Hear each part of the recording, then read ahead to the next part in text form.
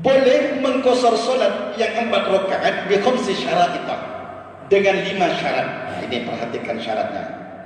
Boleh mengqasar salat 5 waktu yang 4 rakaat tapi dengan catatan 5 syarat. Kalau tidak ada salah satu di antara 5 syarat ini, maka tak boleh mengqasar salat walaupun sedang musafir. Satu, ini fikihnya. Ayyakuna safaruhu fi ghairi maksiatin. Perjalanannya bukan perjalanan maksiat, tapi perjalanan wajib atau perjalanan sunnah atau perjalanan mubah. Satu apa? Perjalanannya bukan perjalanan maksiat. Seperti apa perjalanan wajib? Kaqadha idainin. Seperti kita jalan misalnya dari sini, kita pernah punya hutang 2 juta misalnya ke Singkawang, keluarga kita yang ada Singkawang. Jadi berjalannya kita ke Singkawang itu wajib hukumnya. Kenapa demikian? Karena membayar hutang itu wajib, maka berjalannya disebut safarul wajib, perjalanan yang wajib. Maka ketika kita pergi demikian, kita bisa mengqasar salat di tengah perjalanan. Jangan hutang kencang, bayar pura-pura lupa. Kita kan kebiasaan kita kan begini, hutangnya kencang sampai billahi wallahi tallahi bulan depan.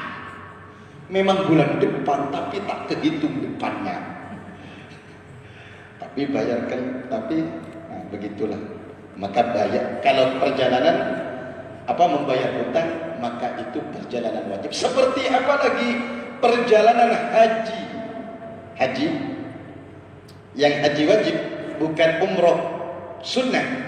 Yang haji wajib dan umroh wajib, maka itu bisa mengqasar salat.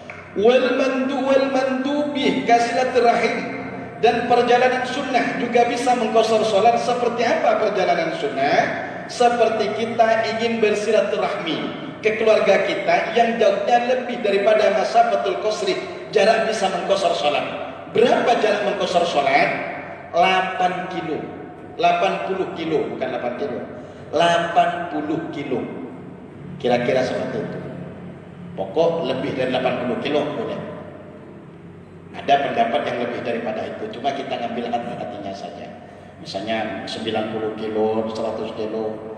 Berarti kalau dari sini ke Duri berapa kilo, Pak? Duri, Singkawang itu. Nah, nanti ukur sendiri kan. Ukur sendiri, nanti kan ada berapa kilo. Tak mampu kita ngukur dari sini. Kira-kira seperti itu. Seperti berjalan silaturahmi. Wal mubahi, dan juga boleh mengqasar salat kalau perjalanan kita itu perjalanan mubah. Perjalanan boleh, enggak haram. Apa perjalanan boleh? Mubah itu yaitu kasafari tijaratin, seperti berjalan berdagang. Oh, kita mau pergi ke Jakarta, mau apa? Berdagang. Boleh qasar salat. Walaupun perjalanan dari sini ke Jakarta bisa ditempuh satu jam saja. Bukan dari 1 jam yang dihitung, tapi dari jaraknya. Walaupun kita misalnya ke Mekah misalnya hanya 9 berapa jam ke Mekah yang sudah ke Mekah? 9 jam. Di pesawat 9 jam boleh mengqasar salat, bukan dari 9 jamnya, tapi dari jaraknya. Walaupun ke Jakarta itu kan kurang lebih 1 jam, 1 jam lebih kalau dari boleh mengqasar salat, boleh. Amma safarul maksiyah, adapun perjalanan maksiat, kasafar qat'it tariq, seperti perjalanan untuk merampok. Misalnya janjian dengan kawan yang di sini, punya ayam bagus enggak tuh? Kok ketawa, Pak? Punya ayam bagus enggak tuh? Saya punya ayam baru, hebat, menang terus. Udah, saya ke Singkawang sekarang, kita janjian di hotel apa di Singkawang? Mahkota misalnya. Ya, siap. Nah, kebetulan dia walaupun tukang sabun misalnya, tapi dia tak meninggalkan sholat misalnya. Apakah boleh mengqasar sholat? Maka fala yajuzu, maka tak boleh mengqasar sholat. Fala yatahharu sufi bi qasri wajibin, tak boleh mengqasar sholat, tak boleh jamak sholat kalau perjalanan maksiat. Oh, apalagi nonton ke Jakarta, ada apa? Konser band dari Korea misalnya. Apakah boleh mengkosor sholat? Kan ada orang yang doyan ibadah, doyan maksiat ada. Cuma jangan tinggalkan sholat walaupun seperti itu, Pak. Siapa tahu sholatnya kita itu nanti oleh Allah menjadi sholat yang berkedudukan tanha anil fahsya'i wal munkar. Walaupun maksiat jalan, sholat jangan tinggalkan. Insya Allah sholatnya kita itu tersebut nanti yang akan menyebabkan hati kita dibuka oleh Allah. Bukan kita yang membuka, Pak, tapi Allah nanti yang membuka. Allah kalau sudah beri hidayah mudah. Jangankan kita tak pernah membunuh orang, jangankan kita tak pernah membunuh anaknya. Tahu kisah Sayyidina Umar? Sayyidina Umar bin Khattab radhiyallahu ta'ala anhu sebelum diberi hidayah oleh Allah, bajingan paling keras, sampai anaknya dibunuh karena takut, khawatir malu anak perempuannya dibunuh, takut malu ke orang Arab. Akhirnya ketika diberi hidayah oleh Allah, ternyata Sayyidina Umar ketika diceritakan ketika Assalamualaikum warahmatullahi, Sayyidina Umar senyum. Assalamualaikum warahmatullahi, Sayyidina Umar menangis. Lalu ditanya, wahai Amirul Mukminin, kenapa kalau engkau salam ya kanan kau tersenyum, salam ke kiri kau menangis? Aku ingat dahulu waktu masih jahiliyah. Kenapa saya senyum ke kanan? Aku ingat pernah bikin Tuhan dari tepung. Setelah disembah membelah langsung saya makan Tuhan saya. Tidak ada yang lebih hebat daripada ketika itu. Kenapa engkau menangis ketika salam yang ke kiri? Aku ingat waktu itu aku menguburkan anak perempuanku hidup-hidup karena merasa malu, khawatir malu kepada orang lain. Dulu perempuan itu seperti itu. Kalau lahir perempuan, mereka itu orang jahiliyah, Pak, seolah-olah tak ridho. Maka kita jangan begitu, diberi perempuan ya udah, nanti kawinkan. Perempuan, kata orang tua, kalau anak pertama perempuan biasanya rezekinya banyak, kan? Iyalah rezekinya banyak, kan nanti punya mantu itu, apalagi anaknya 5 perempuan semua, kali 50 juta. Berapa itu? 250 juta. Udah saya minta mentahnya menantuku, saya minta mentahnya. Berapa, Pak? 50 juta saja dah. 10 juta untuk selamatan biasa saja, 40 jutanya nikmatin, kasih rumah, kasih usaha nanti. Tak perlu besar-besaran, enggak apa-apa kok. Allahumma sholli ala sayyidina Muhammad. Ulang saja. Wasani yang kedua, antakuna masafatuhu 16 farsakhan. Perjalanannya 16 farsak. Ya kurang lebih 8 kilo tadi. Kurang lebih 8 kilo. 80 kilo 80 kilo selebihnya. Kalau ke Singkawang ya lebih itu, Pak. Berarti boleh mengqashar sholat, boleh. Kemudian wasalis ayyakun al-qasiru mu'diyan li sholati rubaiyati, yang mengqashar sholat orang yang melaksanakan sholat.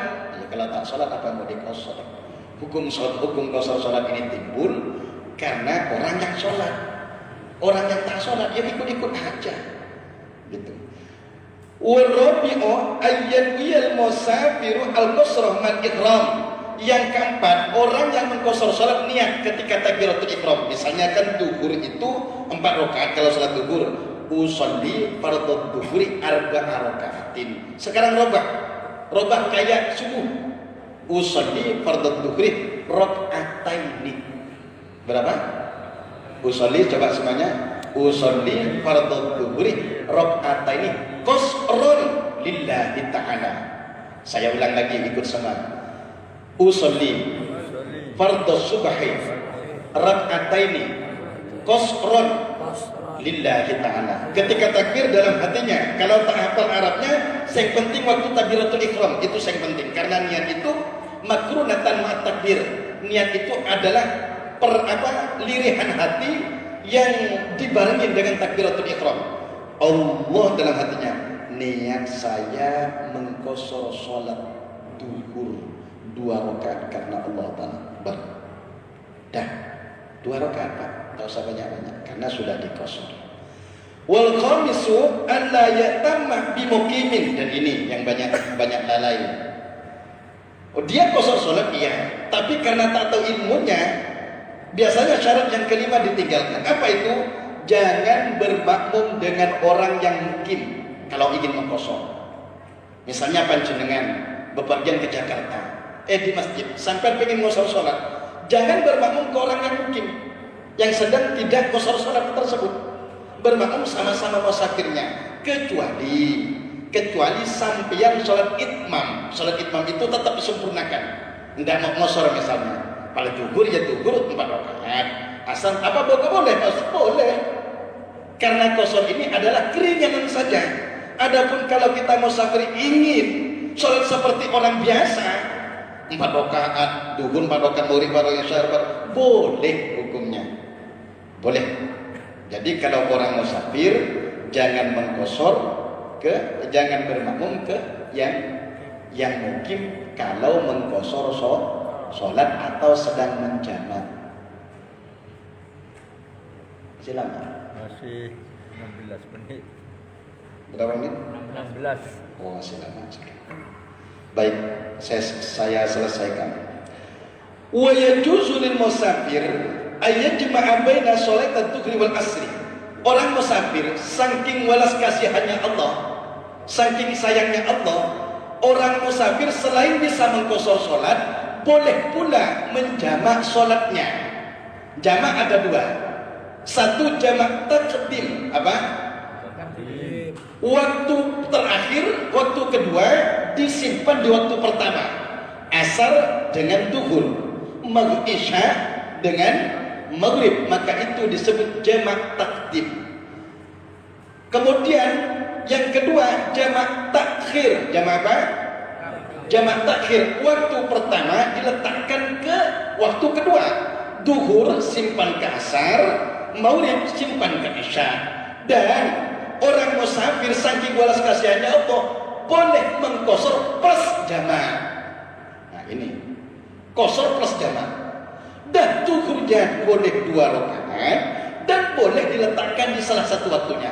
Zuhur 2 rakaat, asar 2 rakaat, boleh dijamak. Bisa jamak takdim, bisa jamak takhir. Namun ada syaratnya nanti. Syarat-syaratnya jamak takdim. Baik. Maghrib jangan dijamak dengan duha. Bukan maghrib, subuh tidak ada jamaknya. Oh, saya jamak subuh, nanti bangun jam 7 jamak dengan duha. Enggak. Duhur sendirian. Duhur isya, subuh sendirian maksudnya. Duhur dengan asar, isya dengan maghrib atau maghrib dengan isya. Baik, sekarang syarat. Wa syurutu jam'i takdim. Ini syarat. Syarat menjamak takdim, mengumpulkan waktu asar ke duhur atau mengumpulkan waktu isya ke maghrib, itu salah satu, ada 3. Nih, bisa diperhatikan syarat jamak takdim ada 3. Pertama, ayyabda'a bid-dhuhri qabla asri. Salatnya salat duhur dulu baru salat asar. Kalau jamak takdim. Salat maghrib dulu baru salat isya. Falau akasa, kalau dibalik, asar baru duhur, isya baru maghrib. Ka'an baqab mazat lam yasihha. Kalau dibalik maka tak sah. Wa yu'iduha ba'daha, maka diulang lagi in aradal jam'ah jika ingin menjamak. Jadi sholat awal, waktu awal diutamakan, baru waktu kedua. Wasani, yang kedua, niyatul jami' awalus sholatil ula, berniat jamak di pertamanya sholat pertama.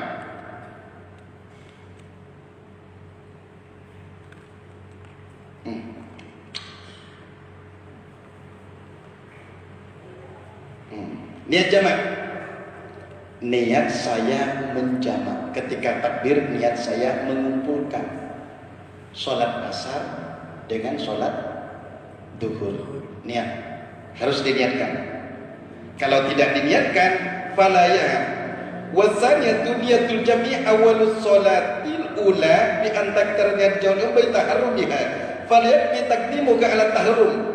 maka tidak cukup berniat jamak takdimnya itu dengan takbiratul masjid. Saya jelaskan lagi.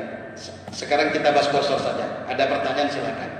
Nanti takut kemana-mana. Nanti insya Allah pertemuan yang akan datang kita akan jelaskan tentang jamak-jamak karena masih agak rumit ini.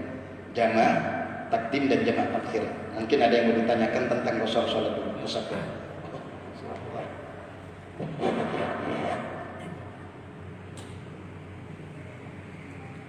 Assalamualaikum warahmatullahi wabarakatuh. Assalamualaikum warahmatullahi Pak wabarakatuh. Ustaz yang sangat dirahmati oleh Allah Subhanahu wa taala. Amin amin. Ini mohon pencerahan Pak Ustaz. Satu kali saya menemui kitab. Kitab itu dari terjemahan dari kitab Arab mengenai sholat jamak kasar. Jadi menurut buku yang saya baca itu, kalau kita misalnya hendak menjadikan satu sholat, misalnya zuhur dengan asar, kita jamak takdim, maka waktu zuhur boleh dikasar, tapi waktu asar katanya tidak boleh, Ustaz. Katanya bukan waktunya. Mohon pencerahan. Sebaliknya, kalau kita jamak takhir, maka waktu zuhur tidak boleh dikasar karena bukan waktunya. Katanya kita kerjakan waktu asar. Mohon terima kasih, Ustaz. Terima kasih. Assalamualaikum warahmatullahi wabarakatuh. Assalamualaikum warahmatullahi wabarakatuh. Saya sudah jelaskan. Yang disebut jamak ini kan mengumpulkan antara dua waktu sholat. Kalau yang dikumpulkan waktu asar ke zuhur atau waktu isya ke maghrib, maka jamak takdim. Artinya kalau jamak takdim yang sholat asar di waktu zuhur. Paham, bisa dipahami?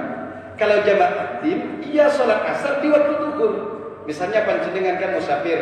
Misalnya kalau alhamdulillah jemaah tabligh ini termasuk musafir luar biasa ini kemana-mana, ke rumah-rumah ajak berjamaah. Misalnya panjenengan jalan ke kampung-kampung, mau jamaah, maka misalnya takut perjalanan jauh, udah. Sing penting masih dalam perjalanan kok jamaah. Zuhur dulu di tempatnya, kemudian sholat asar. Tapi niat jamak takdimnya di zuhur tersebut. Artinya niat saya ketika takbir Allah, niat saya sholat asar 4 rakaat menjamak takdim dengan zuhur fardu karena Allah Ta'ala. Bisa dipahami? Jadi dalam kitab itu, Ustaz, yang boleh dikasar, ini sholat kasar. Oh, kosornya. Yang boleh dikosor cuma zuhur saja. Tapi Tapi asarnya asar enggak. nggak boleh katanya. Oh. Nah, sebaliknya apabila dilaksanakan pada jamak takhir, yang boleh dikosor hanya hanya asarnya, zuhurnya nggak boleh. Oh. Ini Ya wallahu a'lam keterangan karena dari kami ini kan ya. sering melaksanakan perjalanan, Ustaz. Jadi wallahu a'lam keterangan dari mana itu cuma menurut kitab fikih yang kita baca di pesantren, orang musafir boleh qasar plus jamak. Qasar ya zuhur 2 rakaat, ya asar 2 rakaat. Dan boleh pula satunya qasar, satunya enggak qasar. Boleh. Misalnya zuhur mau diqasar, selain zuhur itu dijamak, misalnya anggap dijamak takhir, zuhur simpan ke asar atau sebaliknya, asar simpan ke zuhur. Di zuhur bisa dikosor, selain dijamak juga bisa dikosor jadi 2 rakaat. Misalnya sholat asarnya tidak dikosor, tidak mau dikosor, ya tidak jadi masalah.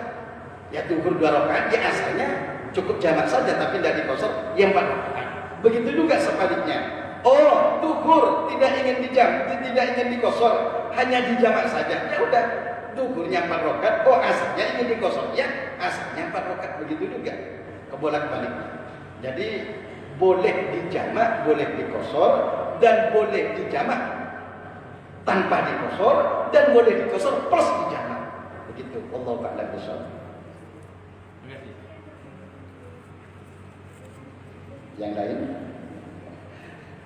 Yang biasa musafir, kalau di rumahnya terus ya tahu.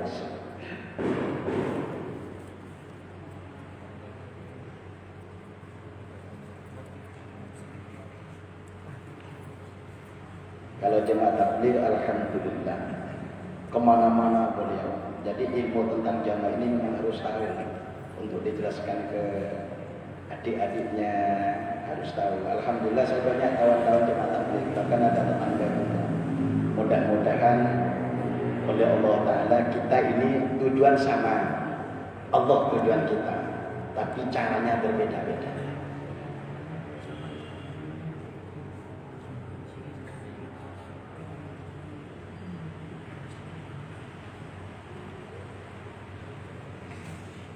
Assalamualaikum Ustaz. Assalamualaikum. Saya nanya syarat dengan qasar salat ada 5 tadi nomor 4 apa Ustaz? Nomor 4. Ayyan niat musafir al-qasra ma'al ihram. Seorang musafir harus niat qasar bersama takbiratul ihramnya. Seorang musafir harus niat qasar atau meringkas salatnya diiringi dengan takbiratul ihramnya. Ketika Allah biasanya kan usolli fardhu dzuhri arba'a rakaat ini. Arba'a rakaat itu diganti usolli fardhu dzuhri rakaataini. Diganti kayak subuh rakaataini. Tapi bukan di lafaz intinya, di dalam hati. Kan ada orang sholat tak pakai lafaz, tetapi kita mayoritas kan pakai lafaz, melafazkan. Karena kita anggap sunnah. Maka ketika Allah dalam hatinya, niat saya sholat zuhur 2 rakaat qasar fardu karena Allah Ta'ala. Dan itu di dalam hati ketika takbiratul ihram. Jadi itu